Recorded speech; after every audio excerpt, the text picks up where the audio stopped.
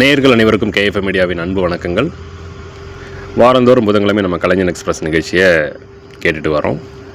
இந்த நிகழ்ச்சியில் பார்த்திங்கன்னா நடிகர்களுடைய சிறப்பம்சங்களை பற்றி நம்ம பேசிகிட்டு இருக்கிறோம். அவர்கள் கலைத்துறையில் சாதித்த விஷயங்களை பற்றி நம்ம பேசிட்டு வரோம். அது எதற்காக அப்படின்னா வளரும் கலைஞர்களுக்காகவும் மற்றும் நம்மளுடைய நேயர்களுக்காகவும் பொதுவான நண்பர்களுக்காகவும் இந்த நிகழ்ச்சி. இந்த பகுதி அவங்களுடைய வாழ்க்கையில் ஏதாவது ஒரு மாற்றத்தை ஏற்படுத்தும் அப்படிங்கிறதுக்காக தான் இந்த நிகழ்ச்சி நம்ம தொகுத்து வழங்கிட்டுருக்கோம். வாழ்க்கையில் முன்னேறணுன்னா படிப்பு, அறிவு சார்ந்த விஷயங்கள், உடல் ஆரோக்கியம் அது மட்டும் போதாது. தன்னம்பிக்கை அப்படிங்கிறத ரொம்ப முக்கியம். ஏன்னா தன்னம்பிக்கை இருந்தால் தான் என்னால் எதுவுமே செய்ய முடியும் அப்படிங்கிறத நம்ம அடுத்த நொடி நம்ம நிற்கணும்னா அது கண்டிப்பாக நமக்கு தேவை. ஸோ இந்த தன்னம்பிக்கை பற்றி அதிகமாக பேசின ஒரு நடிகர் தான் தலை, ஏகே, அல்டிமேட் ஸ்டார், இப்படி ரசிகர்களாக கொண்டாடப்பட்ட நடிகர் அஜித்குமார் அவர்கள். ஸோ அவரை பற்றி அந்த நிகழ்ச்சியில் நம்ம பேச போகிறோம். மே 1, 1971 செகந்திராபாத்தில் தான் அவர் பிறந்தார். இப்போது தெலுங்கானா மாவட்டம், அப்போது ஆந்திர பிரதேஷ். ஸோ அம்மா ஒரு ஹிந்தி மொழி, அப்பா தமிழ். ஸோ இவர்களுக்கு இரண்டாவது மகனாக பிறந்தவர் தான் நடிகர் அஜித் அவர்கள். 1986 தன்னுடைய ஸ்கூல் படிப்பை முழுமையடையாமல் டிஸ்கண்டினியூ பண்ணிட்டார். அதுக்கப்புறம் மோட்டார் ஃபீல்டில் ஆர்வம் காரணமாக அவர் அதில் ஏதாவது சாதிக்கணும், ரேஸில் கலந்துக்கணும், ஏதாவது சாதிக்கணும், என்னுடைய பேர் வரணும் அப்படிங்கிறதுக்காக ஒரு சில வேலைகள்லாம் அவர் ஈடுபட்டார். ஸோ அப்போது விளம்பர படங்களில் நடித்தார், மெக்கானிக்காக ஒர்க் பண்ணார். ஸோ விளம்பர படம் நடித்தது பார்த்து தான் அதுக்கப்புறம் அவருக்கு பிரேம புத்தகம் அப்படிங்கிற தெலுங்கு படத்தில் வாய்ப்பு கொடுத்தாங்க. ஸோ அந்த படத்துக்கான ஒரு துணை நடிகருக்கான விருதும் அவர் வாங்கினார். அதுக்கப்புறம் தான் அமராவதி திரைப்படத்தில் தமிழில் இன்ட்ரடியூஸ் ஆகிறாங்க. ஸோ அதுக்கப்புறம்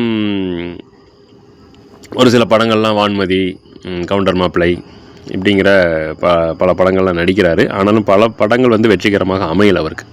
அப்புறம் தான் 1995 ஆசை படம் மூலமாக ஒரு வித்தியாசமான ஒரு நடிப்பை கொடுத்து ஆசை நாயகன் அஜித் அப்படிங்கிற அந்த ஒரு சாக்லேட் பாய் அப்படிங்கிற அந்த ரோலை ப்ளே பண்ணி நிறைய ரசிகர் மனசில் இடம் பிடிச்சார். ஸோ அதுக்கப்புறம் பார்த்திங்கன்னா பைக் ஆக்சிடெண்ட்டில் தன்னுடைய எலும்புகள்லாம் முறிவு ஏற்பட்டு நிறைய பட வாய்ப்புகள்லாம் இழந்தார். மறுபடியும் வந்தார். மறுபடியும் காதல் கோட்டை, வாலி, காதல் மன்னன், அமர்கலம், வில்லன், அட்டகாசம், வரலாறு, பில்லா 1, 2, வங்காத்தா, வீரம், விஸ்வாசம், துணிவு, நேர்கொண்ட பார்வை, குட் பேட் அக்லி போன்ற பல்வேறு திரைப்படங்கள் நடித்தார். ஸோ இந்த திரைப்படங்களுக்கு இடையில நடிக்கும் போது கூட அவருக்கு பிரச்சனையாகி பல சிகிச்சையை அவர் மேற்கொண்டிருக்கார் தன்னுடைய உடல். ஆனாலும் தொய்வடையலை.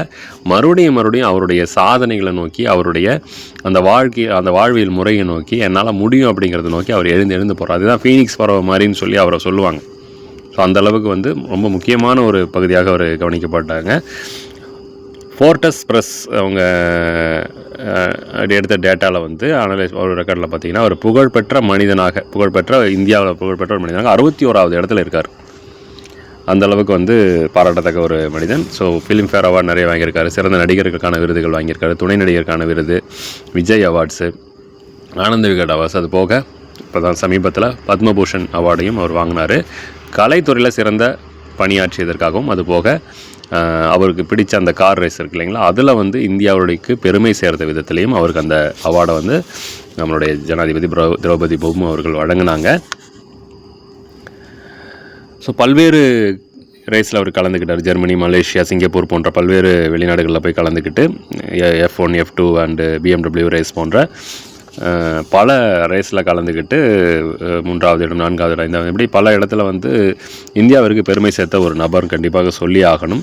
பல்வேறு சிறந்த நடிகர்கள் கூட அவர் நடிச்சிருக்காரு. குறிப்பாக சொல்லப்போனால் மம்முட்டி, அர்ஜுன் அவர்கள், நவரசநாயகன் கார்த்திக், ஜெயராம் போன்ற ஷாருக் கான், இது மாதிரி பல்வேறு நடிகர்கள் கூட அவர் நடிச்சிருக்காரு.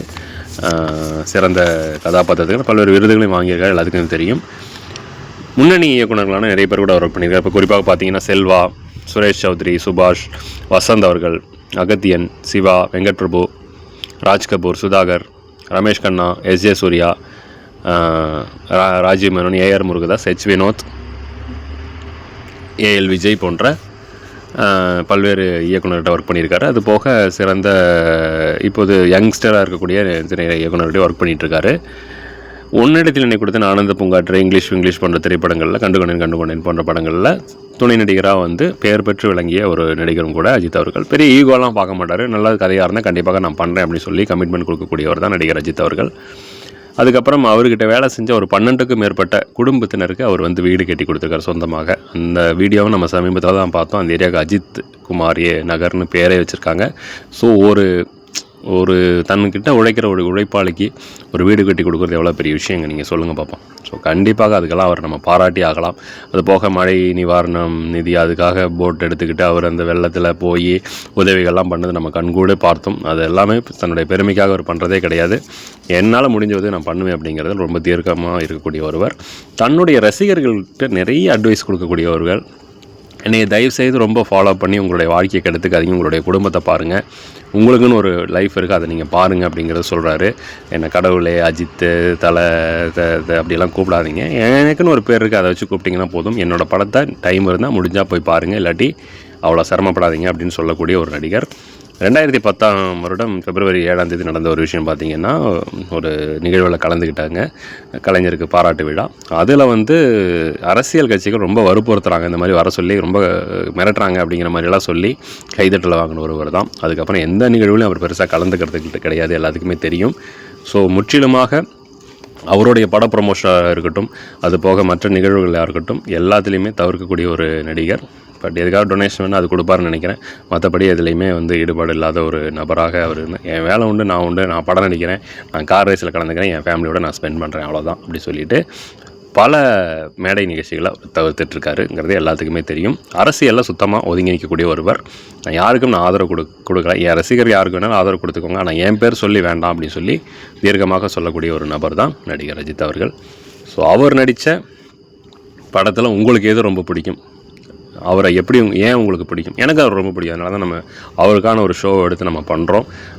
அதனால் கண்டிப்பாக நான் அவருடைய அந்த தன்னம்பிக்கை, அவர் மறுபடியும் எழுந்து வர அந்த விஷயத்தை வந்து நம்ம பார்க்குறோம், கண்கூட பார்க்குறோம். வீரம் விஸ்வாசம் அந்த படங்களை எடுத்திங்கன்னா அவரை தவிர யாருமே அந்த கேரக்டர் பண்ணால் நல்லா இருக்காது. அந்தளவுக்கு ஒரு மெச்சூர்டான ஒரு கேரக்டர். மங்காத்தா படமாகட்டும், அட்டகாசம், அமர்கலம் போன்ற திரைப்படங்கள்லாம் அவருக்குன்னு அந்த தீனா திரைப்படம் இதெல்லாம் வந்து ஸ்பெஷலான அவருக்கான ஒரு மூவி, கண்டிப்பாக சொல்லி ஆகணும். ஸோ உங்களுக்கு அவர் நடித்த படத்துலேருந்து பிடித்த படம் எது, அவர் யாரோட ஒர்க் பண்ண, எந்த இயக்குனரோட ஒர்க் பண்ண உங்களுக்கு ரொம்ப பிடிக்கும் அப்படிங்கிறத கமெண்ட்ஸ் மூலமாக நீங்கள் பதிவு பண்ணுங்கள். ஸோ இன்றைக்கி ஒரு பிரபலமான ஒரு திரை நட்சத்திரத்தை பற்றி நம்ம அஜித் குமார் சார் அவர்களை பற்றி நம்ம பேசியிருக்கோம். நன்றி. கேட்டு ரசித்த அனைத்து நேயர்களுக்கும் நன்றியை தெரிவித்துக்கொண்டு மீண்டும் அடுத்த வாரம் மற்றும் ஒரு நட்சத்திரத்தை பற்றி நம்ம பேசலாம். வேறு யாராவது பற்றி ஸ்பெஷலாக பேசணுன்னா நீங்கள் கமெண்ட்ஸ் பண்ணுங்கள், கண்டிப்பாக அதுவும் நம்ம மைண்டில் வச்சு நம்ம பேசுவோம். ஓகேங்களா? ஸோ நிகழ்ச்சியை தவறாமல் பாருங்கள். கொடுத்துட்ருக்கிற ஆதரவுக்கு ரொம்ப நன்றி. வணக்கம்.